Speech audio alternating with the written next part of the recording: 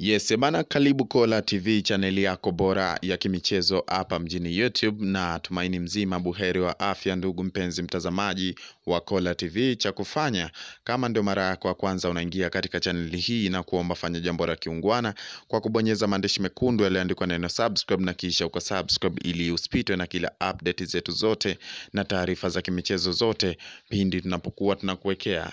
Ebana, nikivaa vazi la uzalendo sipendi ujio wa wachezaji wengi wa kigeni.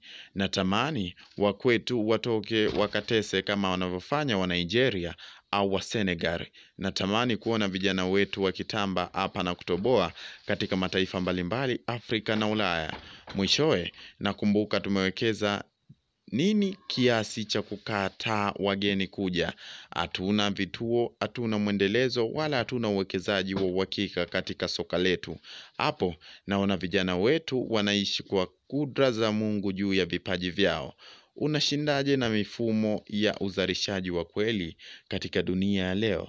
Tukizalisha wazawa wenyewe, uwezo hawa kina Makambo wataishia benchi, na mwishowe haitokuwa kasumba ya kununua hawa wageni. Badala yake tutawagombania kina Mkude au Feitoto. Wakicheza top level Afrika wataondoka na kuapisha wengine. Wageni wanaongeza hamasa, lakini wanaua ndoto zetu.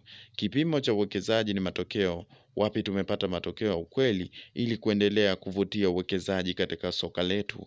Wachezaji wangapi wametoka kwenye mifumo rasmi na wakaleta matokeo ya katika dunia, kina Alex Song na wengine? Sisi tunaishi dunia yetu ya giza, dunia isiyotupa matokeo. Hii ni Kali Online TV, chaneli yako bora ya kimichezo hapa mjini YouTube. Tumeamua leo tuweze kuzungumzia kuhusiana na swala la wachezaji wageni kuweza kusheheni katika ligi yetu ya Bongo na kuweza kupewa kipaumbele zaidi kuliko wale wazawa.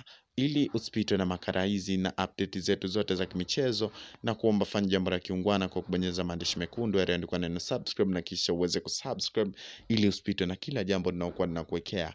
Kwa leo naomba niishie hapa, na ulikuwa na mini Dita wa Kali Online TV, channel yako bora hapa mjini YouTube. Usisahau kusubscribe, like na comment. Bye.